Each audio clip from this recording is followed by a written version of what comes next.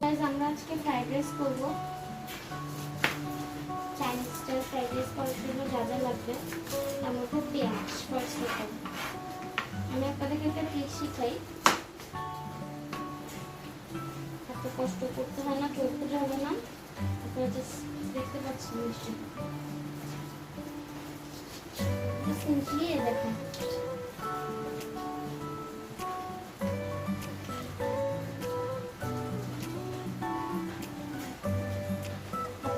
পেঁয়াজটাকে সাইডে রেখে ধুয়ে নিতে হবে। যেহেতু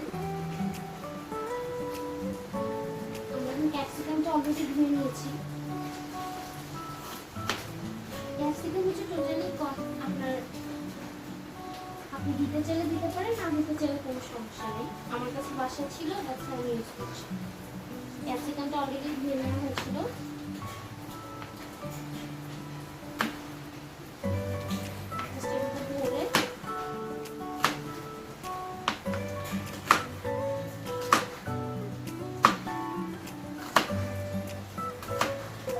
লম্বা লম্বা করে কেটে দেন আমরা এটাকে ধরে ধরে ছোট ছোট করে স্লাইসেস করব। পেঁয়াজটা একটু মতো ধুলানো হয়েছে।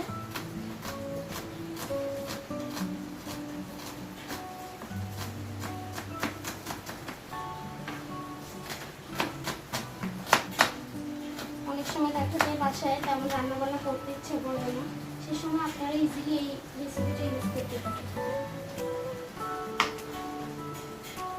মরিচটাকে দুইভাবে পরিমাণ দরকার হবে। পুরো আমরা দুটো আলাদা করবো না, জাস্ট মাঝখান দিয়ে একটু করে কেটে রেখে। এক্ষেত্রে যার জন্য চপার ইউজ করা দরকার সে চপার ইউজ করতে পারে, যার বটিতে ফেভারেবল সে বটিও ইউজ করতে পারে।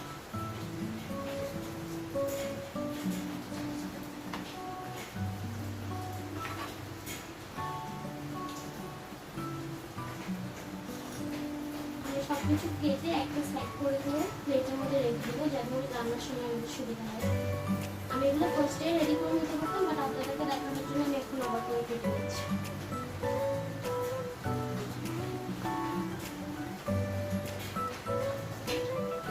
এখানের মধ্যে আমি চিকেন ফার্স্টেই কেটে রেখেছিলাম এবং চিকেন কেটে রেখেছিলাম এবং চিংড়িও এখানের মধ্যে করা আছে, দেখতে পাচ্ছেন।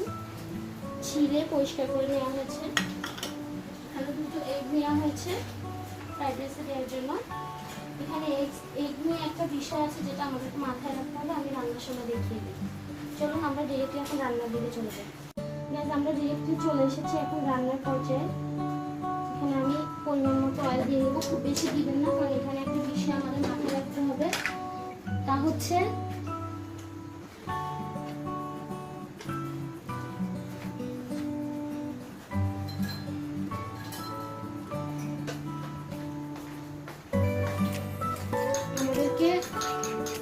বিলম্বের জন্য একটু দুঃখিত। আমাদেরকে ফার্স্ট অফ অল কিছুক্ষণ এগটাকে ফাটিয়ে নিতে হবে। ডিরেক্টলি এগ কখনোই দিবেন না, এতে করে একটা সমস্যা ফেস করবেন, সেটা আমি পরবর্তীতে বলে দিচ্ছি ভিডিওর লাস্টে। আপনারা দেখতে পাচ্ছেন তেলটি গরম হয়ে এসেছে, আমরা এর মধ্যে এগগুলো দিয়ে দিয়েছি।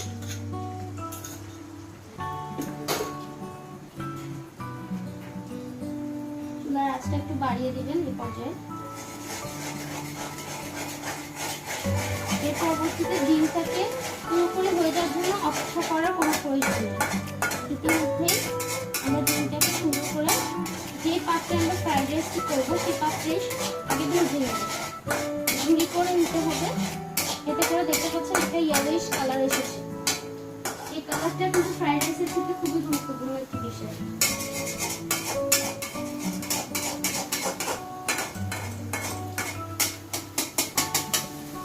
যত ভালো করে ঝুড়ি হবে ততই আমাদের জন্য সুবিধা হবে। আমি এখানে দুজনের পরিমাণ মধ্যে বানিয়ে নিচ্ছি, যার কারণে আমি দুটি ডিম ইউজ করেছি। আপনারা পরিমাণ মতো অবশ্যই ডিম বাড়াতে এবং কমাতে পারেন।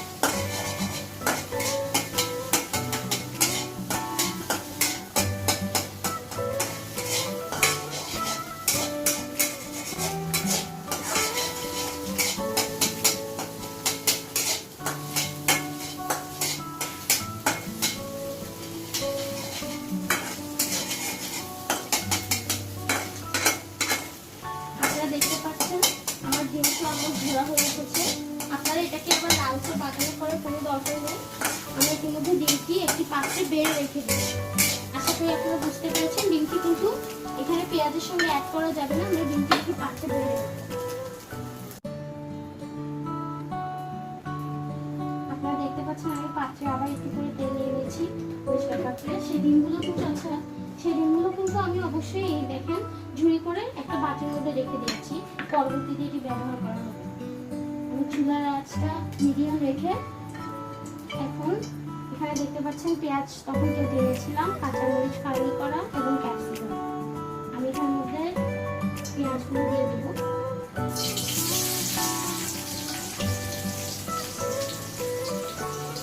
কাঁচামরিচগুলো এবং ক্যাপসিকামগুলো দিয়ে দেবো।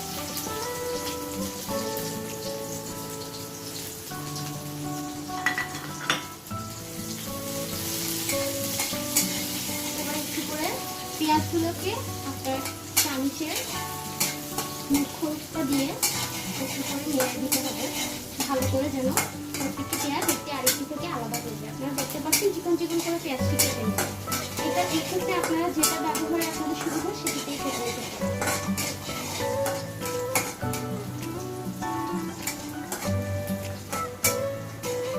পেঁয়াজগুলোকে কোনোভাবেই পুড়ে দেওয়া যাবে না এবং বাদামি হতে দেওয়া যাবে না। আমরা কিছুক্ষণ এটিকে জাস্ট ভেজে নেব যাতে করে এটি একটু ক্যারামেলাইজ হয়ে যায়, আর এদের মধ্যে যেন সুন্দরভাবে আপনার কাঁচামরিচের ফ্লেভারটি চলে আসে। দেন আমরা ইনস্ট্যান্টলি আমাদের চিংড়ি এবং মাংসগুলো কেটে রেখেছিলাম, ফার্স্টে আমরা চিকেন মাংসগুলো দিয়ে দিব। আমি আবার বলে দিচ্ছি এটা দুজনের অনুযায়ী, আপনারা চাইলে এখানে এগুলো বাড়ানো ওগুলো কমাতে পারেন। এরপর আমরা পেঁয়াজের সাথে চিকেন এবং টমেটোকে মিক্স করে নেব।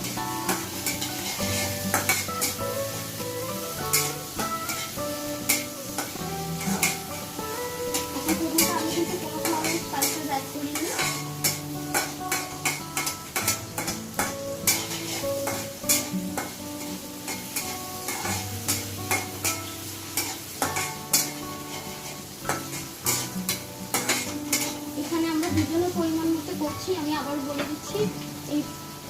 ইতিমধ্যে আপনারা দেখতে পাচ্ছেন আমি স্পাইসেসগুলো কিছু এখানে 4 ধরনের স্পাইসেস আছে আমি একটি প্লেটে বের হচ্ছে। এটা হচ্ছে সাদা গোলমরিচ, এটা হচ্ছে লবণ। আমরা আমাদের প্রেশারের প্রবলেম আছে যেটায় আমরা মোটা লবণ যেটাকে বলে সেটা ইউজ করি, আপনারা যে কোনো ধরনের লবণ ইউজ করতে পারেন এতে। এবং এখানে কিছু হার্বস আছে, এগুলো বাজারে আপনারা গিয়ে জিজ্ঞেস করলে আপনারা অবশ্যই দেখতে পাবেন। আর এটা হচ্ছে টেস্টিং সল্ট। তো এক্ষেত্রে আমরা হার্বসগুলো নিয়েছিলাম খুবই স্বল্প পরিমাণে আমরা দিয়ে দেবো এবং দেন সল্ট পেস্ট আমরা দিয়ে দেবো।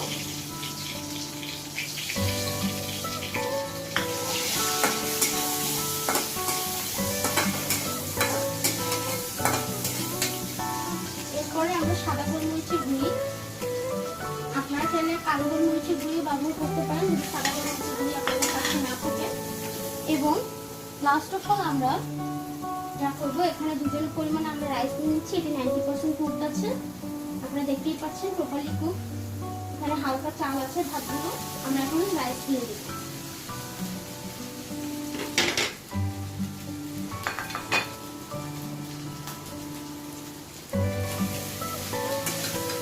এই সময় আমরা ভালো করে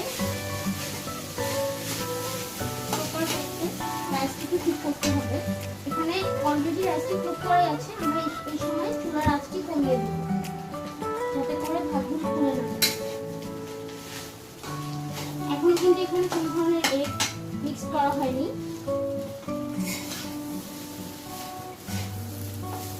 চাইনিজে যত কম পরিমাণে মশলা ইউজ করতে পারেন ততই আপনাদের কাছে চাইনিজটা অথেন্টিক থাকবে। এখানে চাইলে আপনারা কালারফুলের জন্য গাজর ইউজ করতে পারেন। আমাদের বাসায় কেউ গাজরটা আমরা পছন্দ করে না এবং এর মধ্যে আমাদের হাতেও নাগালে নেই, যার কারণে আমরা ইউজ করছি না।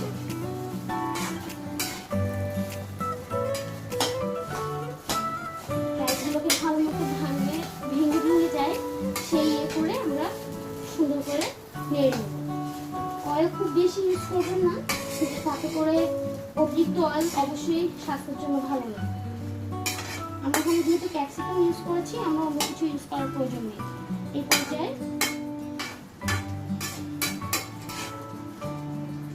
আমরা রাইসটি মিষ্টি রেখে দিব এবং এখানের মধ্যে টেস্টিং সল্ট অ্যাড করতে হবে, যেটা আমি তখন করিনি, যে লাস্টে অ্যাড করবেন। আপনারা চাইলে পেঁয়াজের সাথেও ক্যারামেলাইজ করতে পারেন, কিন্তু টেস্টিং সল্টের কারণে একটা কালার ডিস্টেন্স হয়, যার কারণে রাইসের সাথে অ্যাড করাতেই হবে।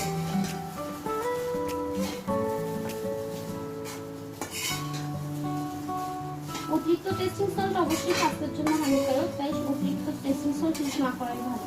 কিন্তু যেহেতু এটি চাইনিজ, তাই টেস্টিং সল্টটা দরকার পড়ে। আমরা অতিরিক্ত সল্ট অ্যাড করব না, কারণ এর মধ্যে আমরা সয়া সস অ্যাড করবো। আমি প্রাণের সয়া সস নিয়ে নিয়েছি।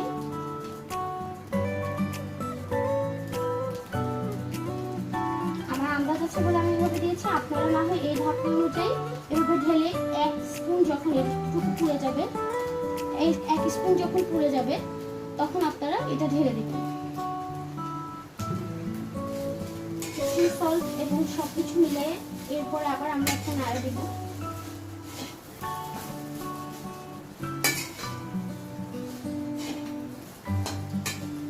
এখানে যদি গাজর দেওয়া যেত এটার কালার আরো ভালো হতো, যেহেতু আমাদের হাতের কাছে এখন নেই, তাই এভাবেও খাওয়া পরিবেশন করতে পারেন আপনারা বাসায়, যখন ইচ্ছা আপনারা বানিয়ে খেতে পারেন। এবং এখন হচ্ছে শেষ মুহূর্ত। এখানে যে ডিমটি ছিল দেখতে পাচ্ছেন আপনারা, এটা যে ডিমগুলো আমরা ঝুরি করে রেখেছিলাম, সেই ডিমগুলো আমরা আস্তে করে জাস্ট জেন্টলি ছিটিয়ে দেব।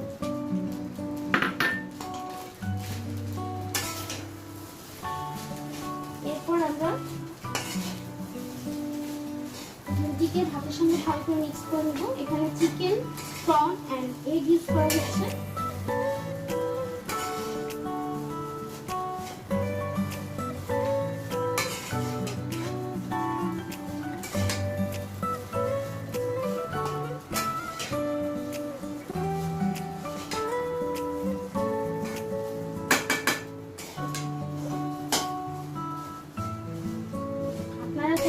পরিপূর্ণ তৈরি ভাতকেও কিন্তু এর মধ্যে ইউজ করতে পারেন।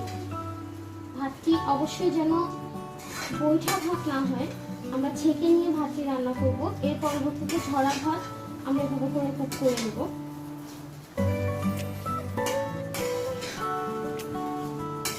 4 to 5 মিনিট আমরা সেটাকে জেন্টলি কিছুক্ষণ নাড়বো, যাতে করে আমাদের সব স্পাইসেসগুলো মিক্সড আপ হয়ে যায়। লাস্ট অফ অল আমরা হোয়াইট পেপার যেটা ছিল এটা আরেকটু করে ছিটিয়ে নেব।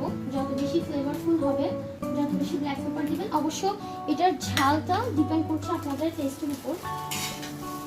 আমাদের বাসায় হোয়াইট পেপার সবাই পছন্দ করে, যার কারণে আমি ভালো মতন দিয়েছি। আপনারা এটাকে কম বেশি নিজেদের ইচ্ছা মতন করে নিতে পারেন।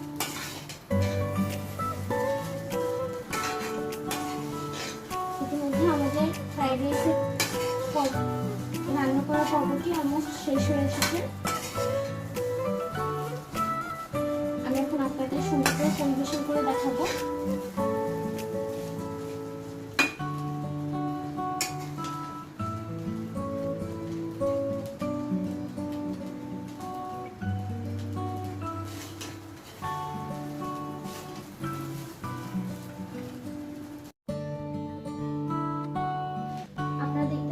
আমি একটি সার্ভিং ডিশে এটিকে বেড়ে নিয়েছি। আমার ফ্রাইড রাইস দেখতে পাচ্ছেন, আমি আপনাদেরকে দেখাই, পরিপূর্ণভাবে হয়েছে এবং ঝরঝরা হয়েছে। এতে কোনো পরিমাণ বেশি অয়েল ইউজ করা হয়নি। আমি আগেই বলেছি যে বেশি অয়েল আমাদের স্বাস্থ্যের জন্য ভালো না। আপনারা চাইলে একটিকে সৌন্দর্যের জন্য এবং কালারফুল হওয়ার জন্য এর মধ্যে গাজর গার্নিশিং করতে পারেন। গাজরকে গার্নিশ করে গ্রেট করে আপনারা যখন রাইসটিকে কুক করবেন, সেই ক্ষেত্রে আপনারা রাইসটির সাথে গাজরটিকে অ্যাড করে দিলে এতে সুন্দর একটি কালার চলে আসবে, রেড অ্যান্ড আপনার হোয়াইটের একটি কম্বিনেশন হয়ে যাবে, যাতে করে আপনার ফ্রাইড রাইস পরিপূর্ণভাবে কমপ্লিট হয়ে যাবে। আমি যেহেতু গাজরকে অ্যাভয়েড করি, যার কারণে আমি গাজরটি এখানে দিইনি। আপনারা দেখতে পাচ্ছেন আমার রাইসটি প্রপারভাবে কুকড এবং সুন্দর ঝরঝরা হয়েছে। সবাই কিন্তু প্রপার কুকড এবং ঝরঝরা ফ্রাইড রাইস করতে পারে না, তাই বলে আমি রেসিপিটি দেখিয়ে দিয়েছি। আমাদের বাসায় সবসময় এভাবে ফ্রাইড রাইস করা হয়। এবং আমি যেটা বলেছিলাম ডিমের ব্যাপারটা, ডিমটা লাস্টে দেওয়ার রিজন হচ্ছে, আমরা যদি ডিম ফার্স্টে দিয়ে দিই এবং না